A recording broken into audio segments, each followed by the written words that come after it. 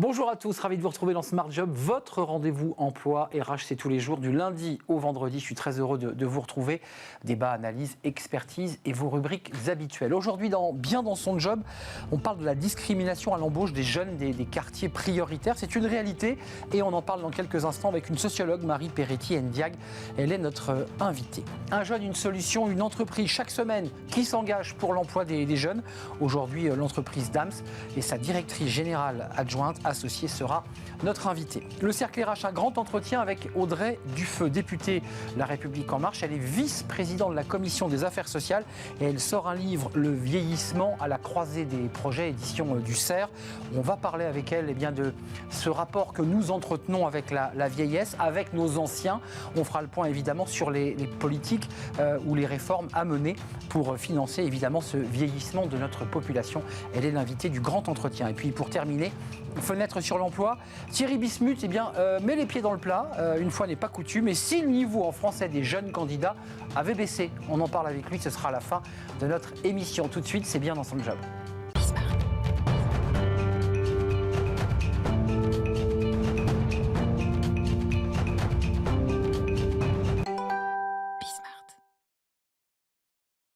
Bien dans son job, on va parler aujourd'hui d'un sujet dont on a beaucoup parlé sur le plateau, de la discrimination à l'embauche. Et on en parle avec Marie Peretti-Ndiaye. Bonjour Marie. Bonjour. Merci d'être avec nous. Vous êtes docteur en sociologie, vous êtes intégrée à une SCOP, la COPAS. Et puis vous êtes post-doctorante, ça veut dire que vous accompagnez les étudiants, les jeunes étudiants qui sont en doctorat sur leurs travaux de recherche. Je voudrais quand même signaler ce livre parce qu'il fait écho évidemment à ce dont on va parler dans quelques instants, qui a d'ailleurs reçu un prix en littérature générale au Salon international du livre insulaire d'Ouessant en 2018. Bah oui, quand on a un prix, il faut le dire. Damiato Memoriae, ça veut dire quoi ? Alors ça fait référence à une mémoire qui est enfouie, qui est cachée, à une forme de bannissement qui se traduit par le fait d'effacer de la mémoire certaines personnes. C'est un périple, ce livre, c'est de la littérature et c'est un polar qui part de Palerme, c'est ça ? Et qui atterrit à Bastia. À Bastia, évidemment. On vous laisse le découvrir, j'imagine qu'on peut encore le trouver dans certaines bonnes librairies.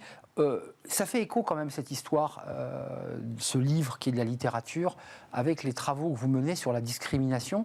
On en parle beaucoup de ce sujet. On parle même d'inclusion. Vous dites quoi ? Vous préférez inclusion, discrimination ? Comment vous vous situez sur le vocabulaire ? La sociologue y est sensible. Alors quand on parle de discrimination, ça permet de qualifier des faits en droit. Une discrimination, au sens du droit, c'est un traitement défavorable, à l'inverse de l'inclusion, qui mettrait plutôt l'accent sur l'aspect plus favorable, qui peut être direct ou indirect, c'est important de le souligner. On peut être discriminé parce qu'on est à temps partiel et être à temps partiel parce qu'on est une femme.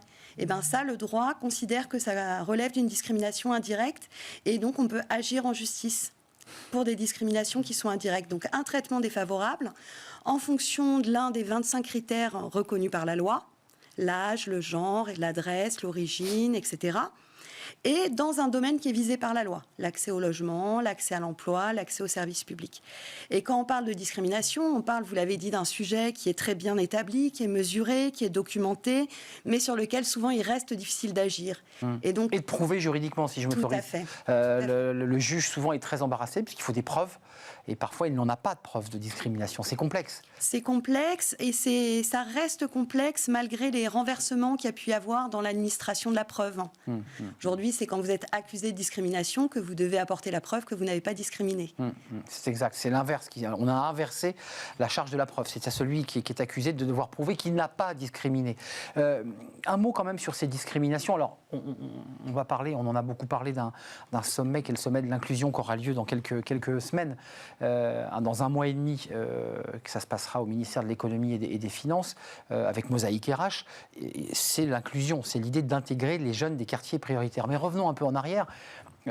Pourquoi ces jeunes ont-ils autant de mal, puisqu'on les entend parfois s'exprimer en disant « j'ai fait des études, j'y arrive pas ». Pourquoi ont-ils autant de mal à pouvoir, je dirais, prendre leur place dans le trafic ? Alors, il y a plusieurs raisons qui peuvent être avancées. Nous, on a fait des recherches à 2 niveaux avec la chaire compétences, employabilité et décision RH, donc vous évoquiez tout à l'heure. EM Normandie, donc. De l'EM Normandie, tout à fait. On a fait des recherches sur les entreprises qui s'engagent, notamment dans des dispositifs de tutorat, de parrainage, de mentorat. hein. Et on a fait des recherches aussi du côté des jeunes et de ce qu'on appelait leur expérience candidat. Alors, du côté des entreprises, très rapidement, on voit qu'il y a des politiques involontaristes, des politiques diversité qui sont mises en œuvre avec tout un ensemble d'impacts positifs qui sont documentés dans le champ de l'égalité homme-femme, dans le champ du handicap notamment, avec la volonté d'agir à deux niveaux, dans l'accès à l'emploi et sur ce qui se passe au moment de la carrière. Et donc, les entreprises sont engagées dans ces dimensions-là et plus récemment, je pense, se sont engagées aussi sur la question de l'accès à l'emploi des jeunes. Ce qu'on observe, c'est que très souvent, vous avez des cadres qui s'engagent bénévolement au sein des entreprises pour aller accompagner un jeune. On les a reçus, effectivement. Et qui sont très volontaires. Alors souvent, moi, je remarque que c'est des cadres qui sont dans le champ des ressources humaines, la plupart du temps. En tout cas, un bon nombre de ceux que j'ai pu rencontrer, on sent qu'il y a une sensibilité. Et qui vont tenter d'agir en premier lieu sur deux aspects. La confiance en soi du jeune. Bien sûr. Et les codes de l'entreprise, la transmission des codes de l'entreprise. Mais souvent, excusez-moi, et vous l'avez forcément vécu puisque vous les avez rencontrés, ces jeunes. Vous avez parlé avec ces jeunes, ou des associations, puis des entreprises. On dit ces jeunes, ils n'ont pas les codes. C'est-à-dire qu'ils ont les diplômes, mais ils n'ont pas la façon de parler, parfois pas la façon de s'habiller, pas même la façon d'interpeller. Est-ce que ça, c'est un vrai sujet ou est-ce que c'est un fantasme ? Alors, nous, ce qu'on observe, et c'est un peu contre-intuitif, c'est qu'en fait, on a des jeunes qui se retrouvent en situation d'échec alors qu'ils ont vraiment l'habitude du bon élève. Ce sont des bons élèves. D'appliquer tout ce qu'on a pu leur transmettre sur comment postuler, comment faire un CV, comment s'habiller pour un entretien d'embauche, etc. Alors, ils inondent. Et ils postulent, mais ils appliquent des normes qui sont des normes très standardisées. Et de fait, derrière, ça s'accompagne d'une méconnaissance du processus de recrutement, espèce de boîte noire de ce qui se passe une fois qu'on a envoyé son CV, complexe de comment on perd le tri de CV, etc. Et donc, on est sur des envois de CV qui peuvent être très standards. Donc finalement, ils ne permettent arrosent. pas de se distinguer. Et donc ça, on pourrait dire que c'est le paradoxe du bon élève. Ça, c'est la première chose. Et ce n'est pas un problème de code, c'est un problème de compréhension de ce qui se passe dans le processus de recrutement. Et la deuxième chose, et je pense que c'est la plus fondamentale, c'est que ces jeunes-là ont des difficultés d'accès à un premier emploi qualifié. Et ils ont d'autant plus de difficultés. On le sait qu'il y a un marché de l'emploi caché qui est quand même conséquent et que cet accès au premier emploi, c'est souvent le plus difficile. Et s'ils ont ces difficultés d'accès, nous, ce qu'on pense, qu'on observe et ce pour quoi on plaide aussi, c'est pour qu'il y ait des attitudes qui soient un accompagnement, qui ne soit pas tellement l'accompagnement du mentor qui va transmettre les codes, mais plus du parrain qui va donner les clés, qui va ouvrir les portes de l'entreprise. Vous le distinguez du mentor ? Alors, il y a des travaux sur l'accompagnement qui distinguent le tutorat, le mentorat et le parrainage. C'est quoi la différence entre le parrain et le mentor ? Le parrain, c'est un peu l'idée de la bonne fée qui va venir et qui va ouvrir son réseau professionnel. Donc, il ouvre son carnet, il n'est pas là pour lui donner des conseils. Exactement. Il lui dit, appelle de ma part un tel. Tout à fait. Tu te recommandes de moi. Et normalement, ça devrait avancer. Voilà. Et s'il le faut, j'appuierai ta candidature. C'est de ça dont il est question. C'est de ça dont il était question. Et c'est aussi de permettre aussi de comprendre de l'intérieur. Parce que l'adaptation culturelle dont vous parliez tout à l'heure, cette question de l'acquisition des codes, on l'a tous vécu, elle se fait par l'insertion dans un collectif. Quand on nous transmet des éléments, etc., on va tenter de les reprendre à son compte. Mais souvent, ça va être de manière un peu raide, un peu rigide. On n'est pas à l'aise. Tout ça, ça se fait par de la socialisation. Mais Marie Perretier Ndiaye, l'aboutissement de vos travaux, c'est d'aiguillonner les pouvoirs publics, les gouvernements en place, de leur dire mettez en place des politiques de quotas, de discrimination positive. Est-ce que vous y êtes favorable ou est-ce qu'il faut que l'organisation se régule d'elle-même ? Alors, il faut agir à plusieurs niveaux. C'est-à-dire qu'il y a une première action en direction des jeunes, sur une meilleure compréhension du processus de recrutement, de comment opère le tri de CV, etc. Sur aussi la possibilité d'être socialisé dans des collectifs de travail. Ça, je pense que c'est fondamental. Enfin, on l'a tous vécu dans notre vie professionnelle. La plupart des choses qu'on apprend, on les apprend aussi en situation, par l'expérience. Ça, c'est un premier niveau d'action. Après, il y a un deuxième niveau d'action au niveau des entreprises qui, aujourd'hui, s'engagent de plus en plus, et notamment sous l'impulsion gouvernementale. Elle s'exprime sur ce sujet. En direction des jeunes et des jeunes qui sont dans des territoires où il y a un cumul de défaveurs, on pourrait dire. Les fameux quartiers prioritaires. De la ville. Ouais. Et puis, un troisième niveau d'action qui peut être un niveau d'action politique publique également, qui semble important. Et là, peut-être qu'une des pistes, ce serait aussi d'agir sur ce marché caché des offres d'emploi qui est estimé à 70% par certains chercheurs. C'est intéressant ce que vous évoquez, parce qu'on a fait un débat sur ce marché caché. Alors, c'est difficile à cerner, à saisir. C'est un peu... En un mot, ce sont des postes auxquels n'auront pas accès ces jeunes, notamment issus des quartiers prioritaires. Parce que pourquoi ? Parce qu'il a été mis en annonce 2 jours et puis en fait, il a déjà été attribué à quelqu'un. C'est de ça dont on parle. Voilà, c'est des processus de cooptation. Et ils n'ont pas le réseau qui va bien. Tout à fait. Et ça a aussi une influence sur la qualité de l'activité des entreprises. Quand Carcillo et Valfort estiment le poids des discriminations sur le marché du travail, ils font une estimation de 150 milliards sur 20 ans. En prenant en compte aussi toute cette question du capital humain dont on se prive, des capacités d'innovation, de personnes qui est... Tout à fait. Et finalement d'un travail aussi sur le multiculturel, parce que c'est de ça dont il est question, c'est de rassembler, de mélanger, de créer une dynamique plus forte. De croiser des regards, d'envisager des solutions auxquelles on n'avait pas pensé au départ, et puis... de permettre à des gens d'être dans des trajectoires professionnelles qui ne sont pas précarisées et où ils vont pouvoir développer des compétences et les mettre au service. On n'a plus beaucoup de temps, mais on a parlé de ces jeunes diplômés qui vivent une souffrance atroce de ne pas pouvoir justement intégrer le marché du travail. Et puis il y a les NEET qui aussi viennent pour beaucoup des quartiers prioritaires, qui sont sans diplôme. Qu'est-ce qu'on fait pour eux ? Qu'est-ce qu'on doit faire pour eux ? Alors, il y a aussi c'est un champ de recherche pour des vous enjeux, bien sûr. Il y a aussi des enjeux d'aller vers, mais qui sont aujourd'hui bien documentés, qui ont leur traduction dans les politiques publiques, aller vers les jeunes, prendre du temps avec eux. C'est des temporalités d'accompagnement qui sont plus longues. On ne peut pas permettre à un jeune très éloigné de l'emploi et des institutions d'accéder à l'emploi rapidement. Il y a un gros travail avant à faire. Tout à fait. Et puis un travail aussi sur l'accès aux droits, sur l'exercice des droits, sur la question du casier judiciaire lorsqu'elle se pose. Donc c'est des choses qui nécessitent un peu plus de temps, mais qui permettent aussi à des jeunes adultes de pouvoir développer des compétences et de pouvoir apporter aussi des choses à l'entreprise. Et de trouver leur place dans la société. Et de trouver leur place dans la société. Ça, c'est fondamental, de pouvoir bâtir un jour une famille et de construire une vie. Merci Marie Peretti-Ndiaye d'être venue nous rendre visite. Vous êtes sociologue, consultante dans cette SCOP qui s'appelle la COPAS, je l'ai bien dit.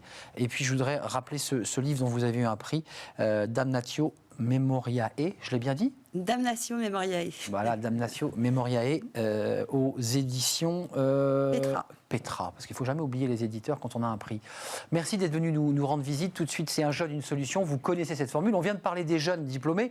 Là, on s'intéresse à cette plateforme, notre partenaire, un jeune, une solution, une entreprise chaque semaine qui s'engage pour l'emploi des jeunes. On accueille aujourd'hui une entreprise. Dams, elle est là.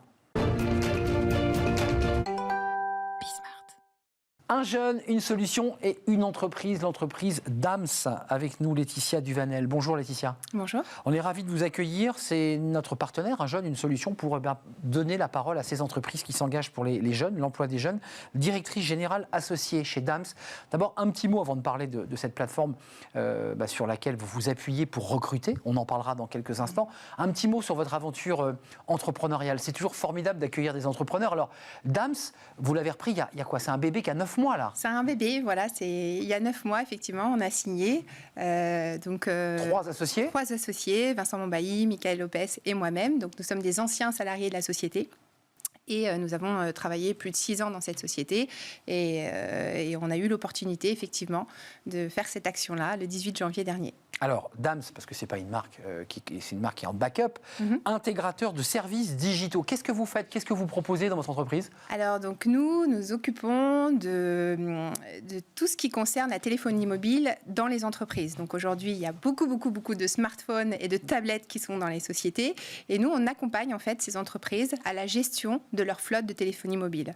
Donc, ça peut être en préparation, ça peut être aussi par des mobile coachs qui vont aller donner les terminaux aux salariés des entreprises. Leur expliquer comment ça marche. Exactement, les formations, etc. Et puis surtout le maintien en conditions opérationnelles, parce que quand vous avez une flotte de 170 000 smartphones, par exemple, comme la SNCF, quand ça tombe, quand ça casse, quand c'est volé, etc., il faut absolument avoir un téléphone de remplacement le plus tôt possible. Et nous, on fait ça, en fait. On s'occupe du téléphone et on remet toutes les applications métiers dossier, etc. sur le téléphone et on envoie le téléphone ou on le donne en main propre. Qu'est-ce que c'est pratique? Parce que c'est vrai que quand on achète un téléphone en particulier, on ne sait jamais comment on doit transférer nos fichiers, nos contacts téléphoniques. Bref, c'est un peu comme si vous gériez la flotte automobile, mais là, vous gérez la flotte des téléphones de beaucoup de clients, évidemment. Oui. C'est du B2B, on est d'accord, hein? C'est du B2B, oui. Votre aventure d'entrepreneur, elle démarre il y a 9 mois. Oui. Et puis arrive évidemment cette période un peu particulière. Vous étiez sorti de la période Covid, tout en étant encore dedans. Et puis, vous découvrez un jeune, une solution. Comment ça se passe? Parce qu'à un moment donné, vous êtes en développement et vous dites, on doit recruter. Oui. Comment ça se passe, cette rencontre avec un jeune, une solution? Alors, c'est en allant sur Internet, dans les premiers mois, j'ai été regarder toutes les personnes qui pouvaient m'accompagner parce qu'on est nouveau, c'est quand même une nouvelle aventure pour nous trois. Et oui, parce que vous ne venez pas du recrutement. Hein. Non, mais pas du tout. Et on a embauché 11 personnes depuis 9 mois, donc il a fallu s'y mettre. Et je suis tombée donc, sur l'association FACE Yvelines, et là, on m'a présenté ce programme « Un jeune, une solution ». Et qui nous a formés. J'ai aussi pu bénéficier, via le campus de l'inclusion, une formation qui a duré pendant 6 mois, donc un accompagnement, etc.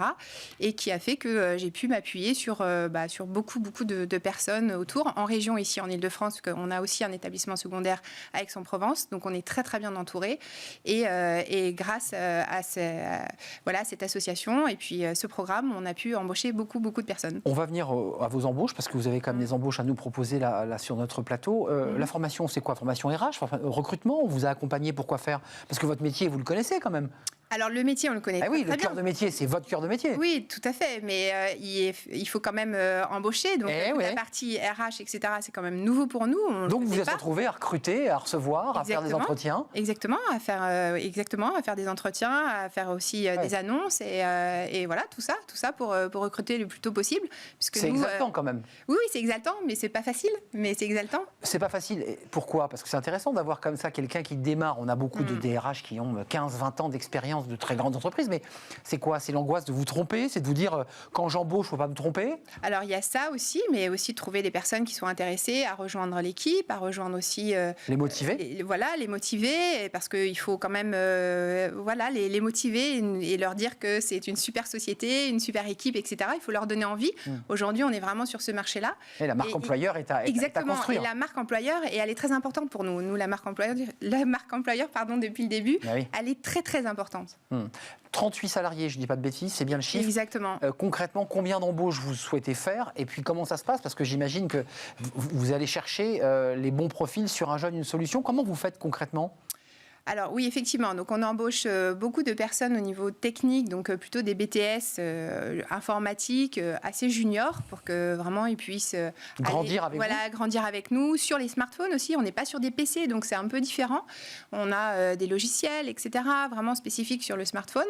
Et puis on va effectivement sur cette plateforme et on va chercher les talents qui pourraient rejoindre DAMS le plus tôt possible, soit à Noisy-le-Roi, soit à Aix-en-Provence. On a les deux. Donc Noisy-le-Roi, Aix-en-Provence. Pour l'instant, pour être très concret, vous avez déjà recruté 7 personnes sur la plateforme ou vous êtes en recherche de 7 personnes sur la plateforme, pour être très concret, pour ne pas décevoir ceux qui nous regardent? Non. Sur la plateforme, on a engagé 5 personnes.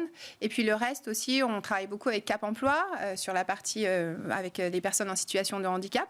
On a intégré à notre équipe une personne sourde et aussi... L'inclusion, donc c'est important aussi. Voilà, donc ça fait partie vraiment, c'est les valeurs de la société. C'est votre ADN, on sent qu'il y a cette volonté exactement. Il y a ces valeurs qui sont humaines, qui sont très importantes pour nous, et donc l'inclusion en fait partie. Donc les jeunes, les moins jeunes, les personnes en situation de handicap, les apprentis aussi. On a 4 apprentis qui sont aujourd'hui chez DAMS. Donc oui, l'inclusion fait partie de nos valeurs fondamentales. Quelques mots quand même sur les profils. J'avais alors technicien informatique, on est d'accord. Assistants administratifs, des commerciaux, des préparateurs de commandes, à la fois ceux qui vont régler les problèmes en aval, puis il faut aussi aller chercher des clients. Oui, tout à fait. C'est pour ça qu'on a aussi des offres de commerciaux qui sont ouvertes. Et je vous dis ça, on a fait un codir encore ce midi et j'ai encore 2 postes d'ouverts de ce midi. Donc ça va très bien, on a de plus en plus de demandes. Donc effectivement, il faut absolument que les équipes arrivent et qu'on ait le plus possible de personnes. En tout cas, vous vous êtes appuyé, en tout cas pour les 5 recrutements que vous évoquiez sur la plateforme, et ça s'est bien passé. Oui, très bien. En termes de fluidité, en termes d'accès, ça s'est bien passé. Très, très bien aussi. c'est parfait. Nous, on adhère. Satisfaite, et en tout cas, vous êtes venu en témoigner sur notre plateau. DAMS, D-A-M, apostrophe S. Exactement. Intégrateur de services digitaux, mais dit par vous, Laetitia, c'est beaucoup plus simple, effectivement, c'est la gestion des flottes et l'organisation de tous les logiciels, évidemment. Il faut connaître, évidemment, l'intérieur. C'est pas tout à fait la même technique que pour les PC. Exactement. Donc les profils doivent être peut-être encore plus pointus. Je vous souhaite bon vent. Merci pour beaucoup, cette entreprise que vous venez de reprendre et que vous développez. On a compris que vous étiez en plein développement. Oui. Laetitia Duvanel, directrice générale associée chez DAMS. C'était un plaisir de vous accueillir. Merci beaucoup. À très très bientôt. On fait une courte pause si vous en êtes évidemment d'accord. Et puis on se retrouve juste après pour le cercle RH. C'est un grand entretien avec une députée de La République En Marche, vice-présidente de la Commission des Affaires sociales. Elle est l'auteure d'un livre qui vient de sortir sur le vieillissement à la croisée des projets. Elle travaille, et elle a travaillé d'ailleurs bien avant sa carrière politique, sur cette question du vieillissement, de l'agisme. Qu'est-ce que ça veut dire, la manière dont on regarde, dont on traite nos personnes âgées? On en parle avec elle. C'est le grand entretien aujourd'hui.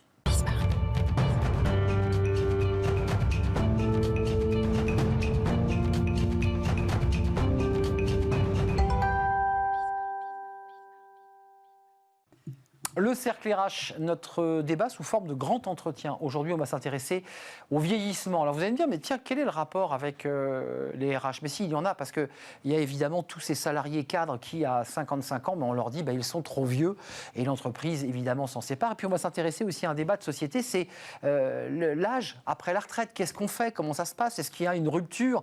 Comment on vit ce moment un peu particulier? Et puis on parlera aussi, évidemment, de la relation qu'on entretient avec nos aînés, avec les vieux, parfois on le dit de manière un peu péjorative, et on en parle avec Audrey Dufeu. Bonjour Audrey. Bonjour. Merci d'être avec nous. Vous êtes députée de La République En Marche de Loire-Atlantique. Vous avez été élue dans la précédente législature, vice-présidente de la Commission des Affaires sociales et auteure, et c'est la raison aussi pour laquelle nous vous invitons, de ce livre coécrit avec Gilles Berru, qui est médecin, professeur et qui dirige un pôle de gérontologie au CHU de Nantes, si je ne m'abuse. Tout à fait. Le vieillissement à la croisée des projets, édition du CERF. D'abord, un petit mot sur vous, parce que dans l'hémicycle, lorsque vous posez une question, que vous défendez un amendement, on a très peu l'occasion de dire qui on est. On défend son texte. Dans votre parcours, c'est très intéressant. Avant la politique, vous étiez déjà, j'allais dire, embarqué sur ces sujets liés au vieillissement, liés à l'âge, aux préjugés. Vous étiez infirmière. Et j'ai même vu que vous aviez travaillé dans un service d'oncologie ou d'hématologie.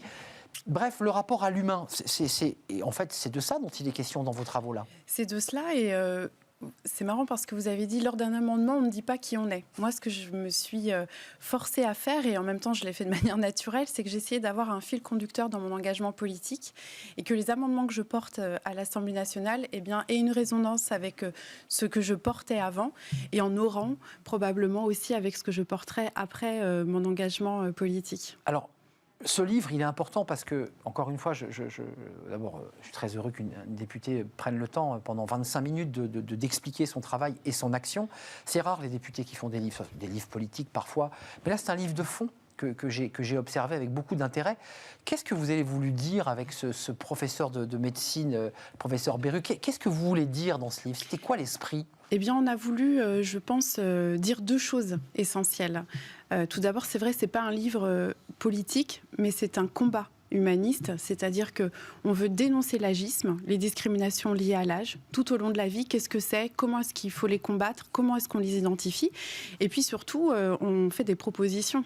C'est bien joli de dénoncer, mais encore faut-il proposer un autre modèle, et c'est toute la vision que nous portons, que nous avons détaillée dans cet ouvrage. On va s'intéresser aux propositions parce qu'il y a plein de sujets qui sont sur la table et qui touchent évidemment à la Commission des finances et à Bercy, parce qu'il y a la question du financement. On se souvient de cette journée fériée, mais qui était censée, et qui est censé d'ailleurs financer une partie de cette politique de vieillesse. Mais le diagnostic, c'est quoi? C'est quoi l'agisme? Qu'est-ce qu'on appelle l'agisme? Alors l'agisme est un concept qui est apparu outre-Atlantique dans les années 1960-1970. C'était le sociologue Butler qui le portait, qui l'a défini de manière assez simple. Ce sont les discriminations liées à l'âge, liées aux critères simples de l'âge. Alors on pourrait les penser sur le volet jeunesse, parce qu'il y a aussi des discriminations à l'égard des jeunes.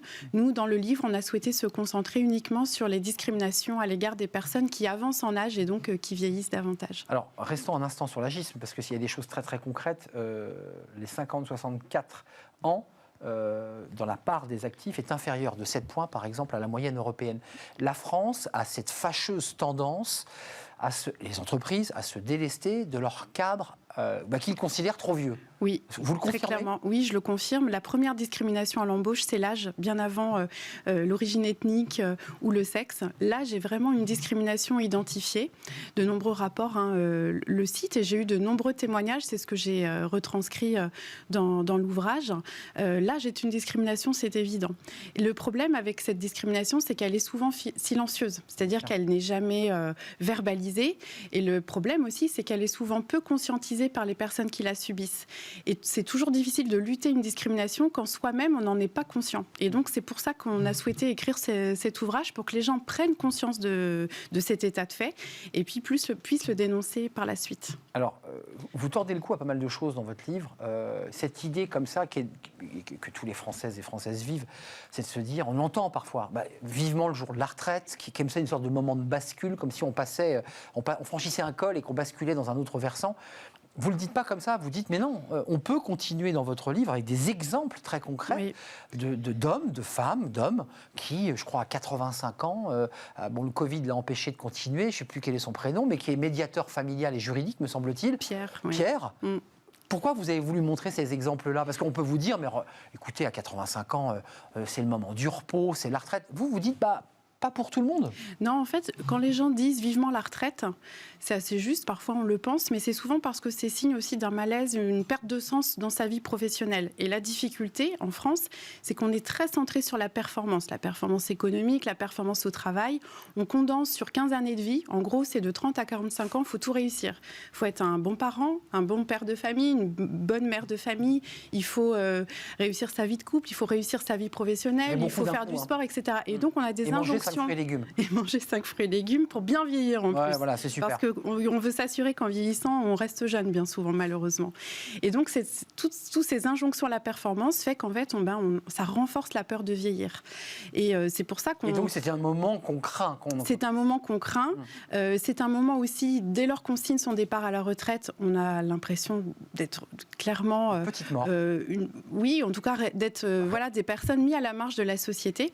Et j'ai voulu mettre, avec le professeur Beru, à l'honneur dans ce livre, toutes ces personnes qui ont investi leur temps de retraite. Parce qu'il faut savoir que maintenant, quand on part à la retraite, on a entre 20 et 30 ans de vie à réaliser, à s'épanouir. Avant, il y avait quelques années seulement.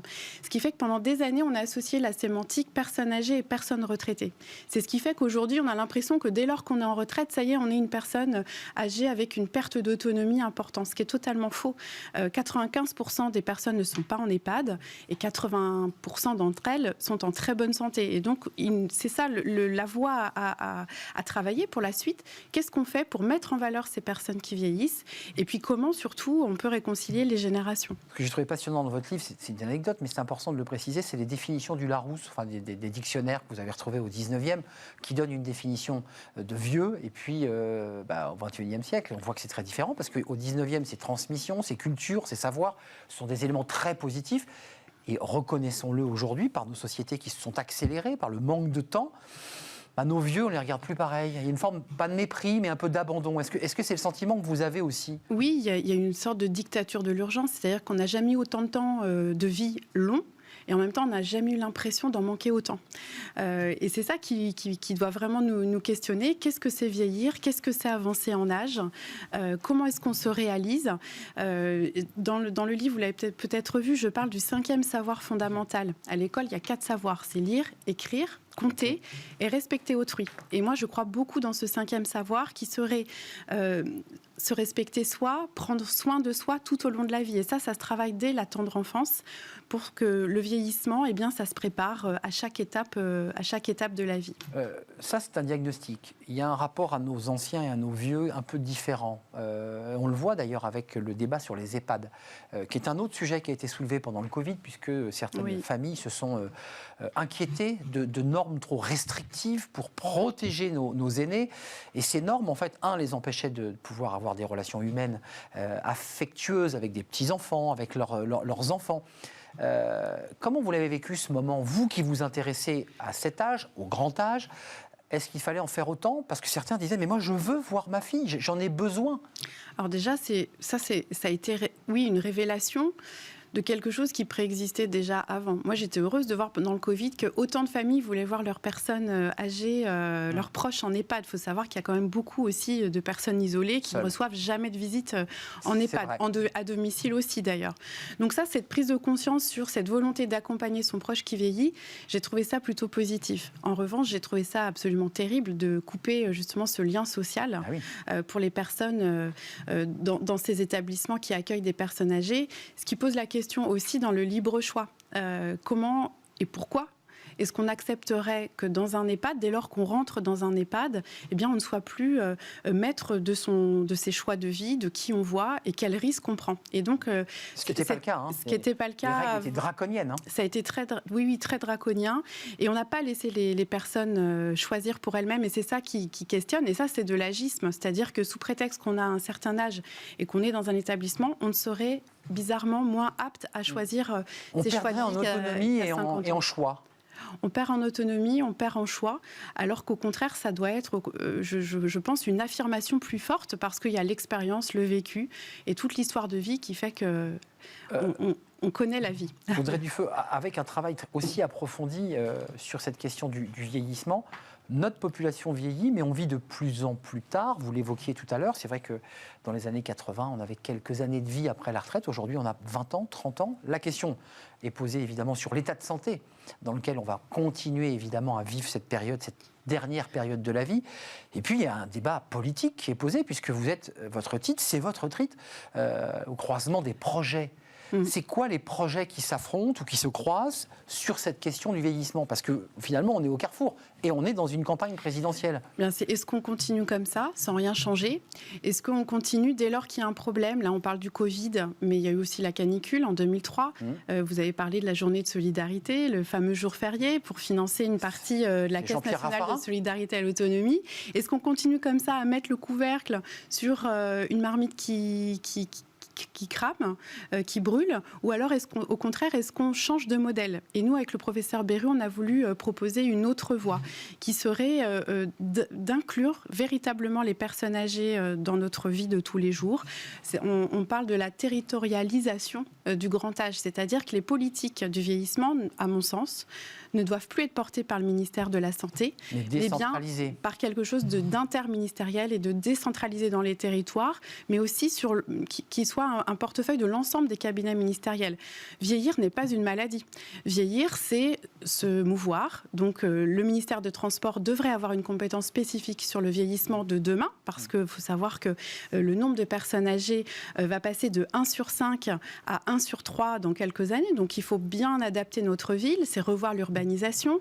Vous parliez de l'accompagnement des seniors au travail, ça veut dire que le ministère du Travail doit avoir aussi une compétence spécifique sur ça. Par exemple, Sophie Cluzel, elle est secrétaire d'État pour les personnes handicapées, elle est rattachée au Premier ministre. Brigitte Bourguignon, secrétaire d'État à l'autonomie, est rattachée à la santé. Donc ça signe bien que vieillir sous-entendrait qu'on n'a pas les mêmes droits et ça, je souhaite le combattre. Mais sans vous emmener sur un débat politique, c'est pas le sujet évidemment de votre venue, mais se pose quand même un débat sur l'âge de la retraite. Votre philosophie, je ne parle pas de votre position politique à l'égard de votre groupe, mais votre philosophie, c'est finalement de dire, quand on voit Pierre qui travaille jusqu'à 85 ans, il y a d'autres exemples dans votre livre de personnes qui sont très épanouies et qui travaillent. Vous nous dites quoi? Laissons l'être humain libre aussi de ses choix, d'avoir envie de ne plus travailler, mais aussi d'avoir envie de travailler. Oui, vraiment, le libre choix, c'est un fil conducteur de l'ouvrage. C'est extrêmement important. Oui, la barrière d'âge en soi, elle pourra être évolutive, mais encore faut-il régler la question de l'agisme au travail. Là, il y a trop de décalage entre l'âge légal de la retraite et le moment où on part. Et ce qu'on accepte en entreprise. Bah oui, bien sûr. Fait. C'est-à-dire que si c'est pour avoir des personnes qui soient obligées d'aller à Pôle emploi parce qu'elles sont mises sur le bord de la touche, ou alors des discriminations assez terribles. J'ai une dame qui me racontait dans la fonction publique territoriale, dès lors qu'elle a annoncé la date de son départ à retraite, retraite, elle avait 65 ans, elle a fait 3 ans de RAB. Eh bien, les 2 mois qui ont précédé son départ, elle n'était plus mise en copie des mails et son chef de service attendait qu'elle termine sa journée pour aller parler à la remplaçante qui était en formation avec elle. Mais vous voyez, là, ça, c'est des discriminations ça. du quotidien. Mais je pense que c'est pas un cas isolé, c'est vraiment le regard que l'on porte sur la personne qui vieillit. Et ça, c'est vraiment le regard sociétal qui nous faut changer, de manière individuelle, au niveau de l'entourage et au niveau des politiques publiques également. L'école, vous le disiez, c'est un levier. Dès le plus jeune âge, il faut prendre soin de soi, évidemment, pour penser, pour se projeter un tout petit peu. Évidemment, quand on est jeune, on ne se projette pas, mais il faut commencer à y penser. L'enjeu, c'est s'accepter tout au long de la vie, quel que soit son âge, et c'est préparer justement à la prévention du vieillissement. Si on ne veut pas voir qu'on vieillit, on ne va pas adapter son domicile. On va prendre peut-être des risques et puis attendre la dernière minute. Vous le disiez très justement. Les salles de bain, les escaliers. Les salles de bain, les escaliers, et puis aussi la notion cognitive des pertes de mémoire. C'est-à-dire qu'on pense souvent au handicap physique, mais il y a aussi le handicap cognitif. Et proportionnellement, les post-it collés partout. Le nombre de personnes vieillissantes va augmenter, et donc proportionnellement aussi la pathologie cognitive de type Alzheimer va aussi augmenter. Et ça, il faut nous préparer. Mais vous êtes forcément, là je m'adresse à la vice-présidente de la Commission des affaires sociales, il y a une réflexion globale tout de même sur le financement et la prise en charge, puisque pour le dire abruptement, nombre de familles aujourd'hui, et je pense que vous devez les rencontrer dans vos circonscriptions respectives, c'est, vous dites, je ne peux pas. J'ai pas les moyens de payer, c'est trop cher. Une maison de retraite, établissement spécialisé, un EHPAD, c'est 3 000, 4 000, 5 000. C'est pas possible pour certaines familles. Comment on réinvente, comment on réécrit cette politique, je dirais, familiale et non pas de vieillissement? Déjà, plus des 3/4 des Français, c'est 90% des Français veulent vieillir à la maison. Donc déjà, l'enjeu, c'est vraiment d'accompagner la transformation domiciliaire. C'est ce que le budget de la sécurité sociale l'a fait cette année. Brigitte Bourguignon a beaucoup travaillé sur les aides à domicile, ça c'est important. Mais évidemment, il faudra aller plus loin parce qu'il va falloir aménager l'ensemble de nos politiques publiques. La question du financement est une bonne question, mais je crois que les Français doivent aussi se préparer. Et qu'est-ce que chacun est prêt individuellement à faire sur le volet du financement pour que nous ayons une meilleure offre du vieillissement. Je vous renvoie la balle. Bien sûr que chaque Français doit s'interroger aussi sur la place que doit occuper un proche, un père, une mère vieillissant ou vieillissante. Mais souvent, les citoyens disent mais c'est au pouvoir public de réfléchir à cette question. Quelles sont les options que vous avez sur la table aujourd'hui pour essayer de tenter de réformer ou de commencer à financer cette question? Parce que ce débat-là est posé. En fait, les pouvoirs publics, oui, doivent faire que l'offre soit suffisamment étoffée pour que chaque Français puisse choisir la manière dont il veut vieillir. Ça, c'est extrêmement important. Mais chaque Français doit aussi re-questionner le rapport qu'il a par rapport à son proche. Et comment est-ce qu'on accompagne au sein de la cellule familiale ou du voisinage? C'est quelque chose qui est vraiment qui n'est pas tranché. Et je crois que la crise de la Covid, elle a ouvert tout ce champ des possibles sur le questionnement des Français en lien avec le vieillissement. Il y a le débat, évidemment, des aidants, oui. Voilà, qui a émergé, donner un véritable statut. Les entreprises, d'ailleurs, s'engagent sur cette question, libèrent des heures.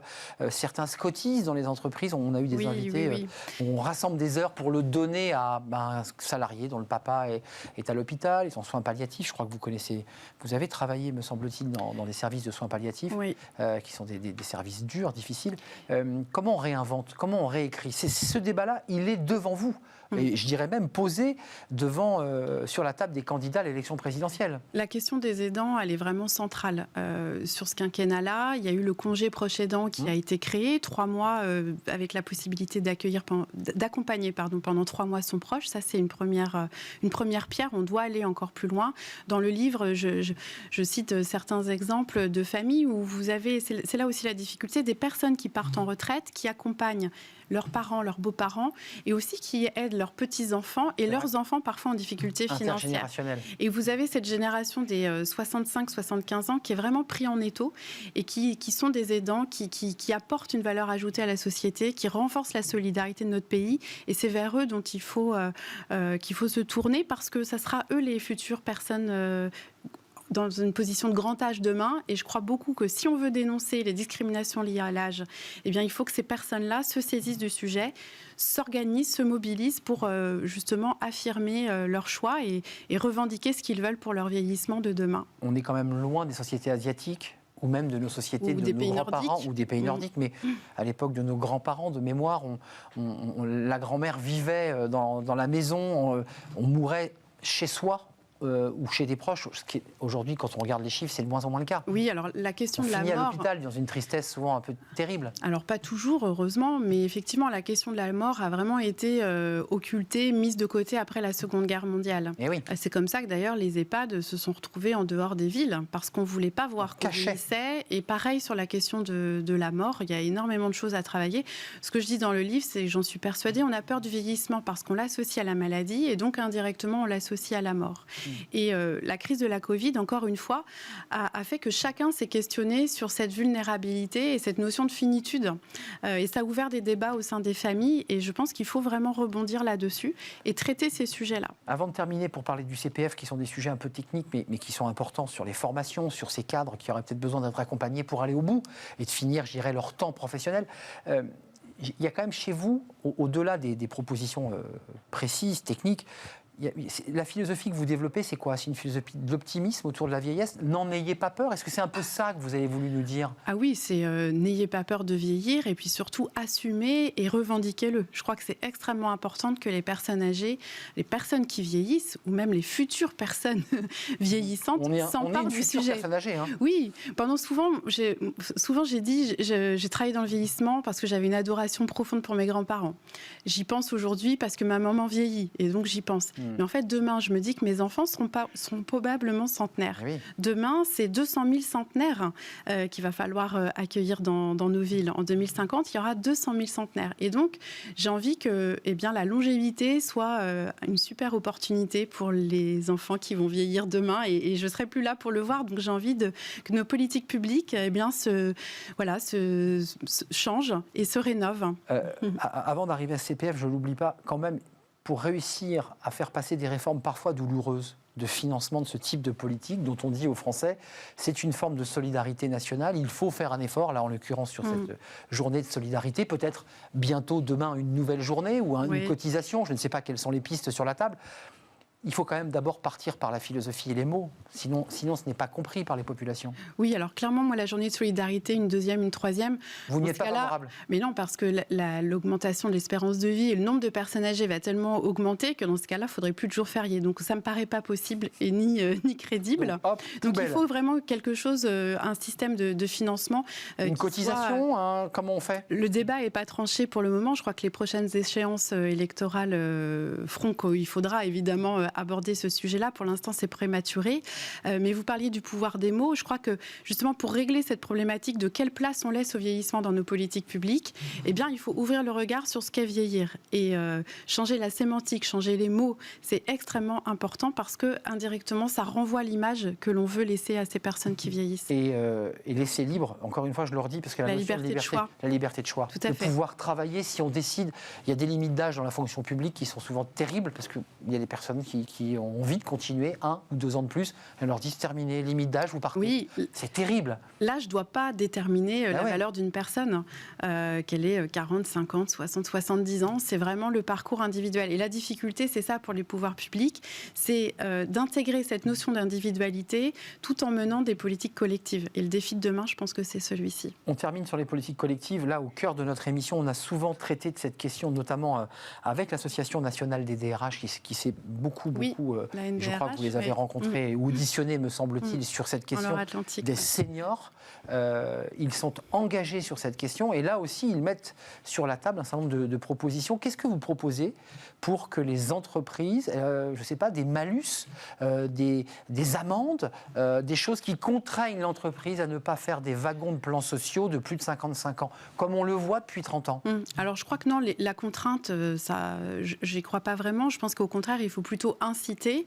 J'avais proposé un label diversité, un label senior friendly, c'est-à-dire que comment est-ce qu'on met en avant justement une société qui accueille correctement, qui fait la promotion du tutorat intergénérationnel, qui mobilise, quel que soit l'âge, le CPF, vous parliez du compte professionnel de formation, ça me paraît extrêmement important et puis je pense que ça met en valeur aussi une politique RH d'une entreprise. Audrey Dufeu, il y a 2 types de seniors. Il y a ceux qui sont à la retraite et qui veulent continuer à apporter du mentorat, un accompagnement, aider des élèves. Ça, c'est ceux qui, je dirais, touchent leur pension.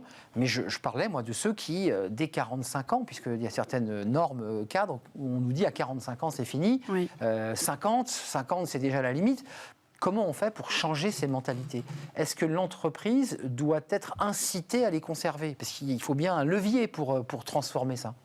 La difficulté, c'est que les leviers, ils sont facilement applicables dans les grandes entreprises, où il y a une politique RH formalisée, il y a aussi des ressources. Le problème, c'est que 95% des entreprises, c'est des TPE et des PME, où là, elles n'ont pas forcément les ressources. Et c'est pour ça que je parlais du changement de regard sociétal. C'est-à-dire que pour changer aussi les politiques de l'entreprise, il faut que le regard sur le vieillissement de manière très large, en dehors de la vie au travail, soit transformé et soit modifié. Donc c'est les deux pôles que vous gérez. Il y a à la fois ce senior en fin de carrière, mais qu'il faut garder le plus longtemps possible s'il le souhaite, et puis avoir une image positive de ceux qu'on a mis à la retraite et qui sont des gens qui ont encore plein de choses à donner. Mais oui, parce que, encore une fois, en France, on veut enfermer les personnes sur la vie professionnelle et cette lien avec la performance économique. Sauf qu'un travailleur épanoui au travail, c'est probablement un bénévole le week-end, le soir, dans une association sportive ou de solidarité. Et je crois qu'en fait, il ne faut pas faire de frontières non plus. C'est une transformation sociétale au-delà de la vie au travail, au-delà de la vie en EHPAD. Il faut vraiment décloisonner l'ensemble de l'approche de l'avancée en âge. Qu'est-ce que vous voulez en faire de ce livre, hormis évidemment que le plus grand nombre de lecteurs et de lectrices puissent le découvrir, mais c'est quoi? C'est le prémisse de quoi, votre livre sur le vieillissement? Parce que quand même, dans le titre, à la croisée des projets, on y voit quand même la patte d'une femme politique. Vous êtes une femme politique.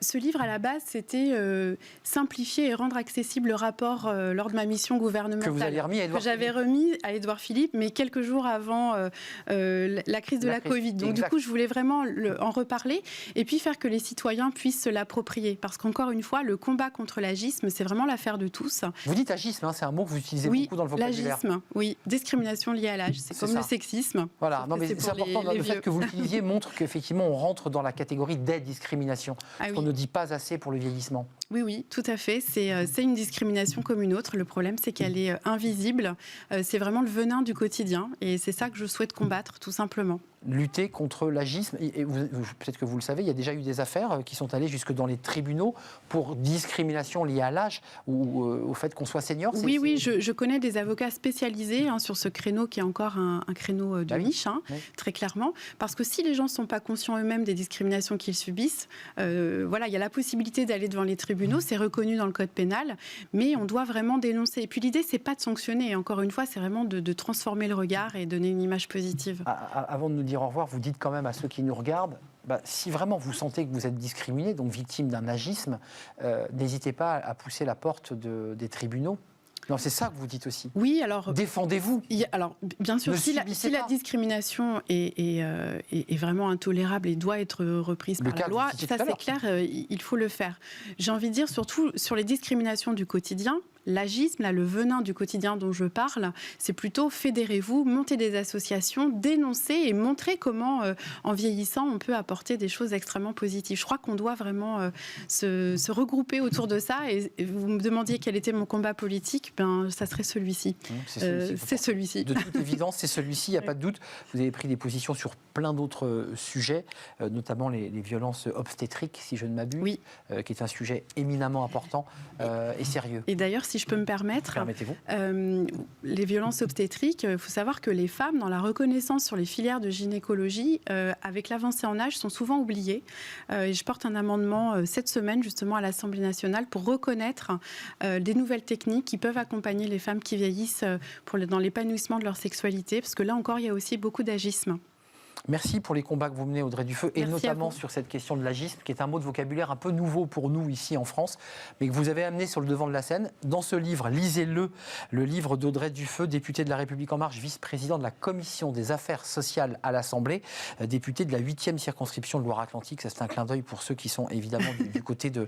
Nazérien. Voilà, c'est Saint-Nazaire, puisque vous êtes originaire de Saint-Nazaire. Le vieillissement à la croisée des projets. Audrey Dufeu, Gilbert Béru. C'est un livre à la fois technique mais passionnant parce qu'il y a plein d'histoires humaines dans ce livre. C'est aussi des rencontres que vous avez faites avec des personnages, des personnalités. C'est votre livre et vous le portez et il vient de sortir. Merci de nous avoir rendu visite. À très bientôt. Vous reviendrez peut-être nous parler de la suite. Avec plaisir. De vos combats ou de votre combat. Merci en tout cas Audrey Dufeu. On termine notre émission avec un sujet qui peut intéresser une députée de la Commission des affaires sociales, fenêtre sur l'emploi, et si les jeunes candidats avaient un peu de mal avec le français. Ça agace un peu Thierry Bismuth, il va nous en parler.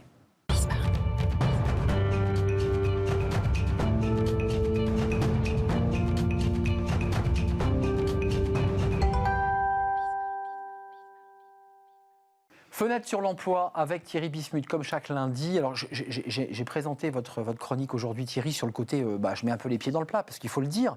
Grammaire, syntaxe et recrutement, et j'allais dire jeune, puisqu'on a parlé du vieillissement et de l'agisme.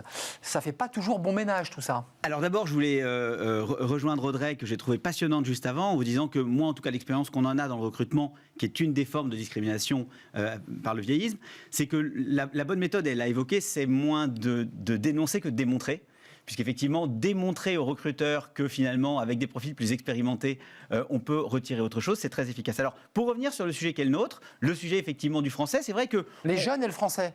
Alors oui, alors les jeunes et pas seulement, d'ailleurs, ça qui est intéressant, c'est qu'on remarque quand même qu'il y a plein de raisons de refus en entretien, on en a déjà parlé une fois ou deux, qui peuvent être le niveau de diplôme, l'expérience, le manque d'expérience, donc du coup on en a parlé, ça peut être également tout simplement un tempérament. En revanche, il y a une raison de refus qui n'est jamais assumée, jamais annoncée par un recruteur, c'est le niveau de français du candidat.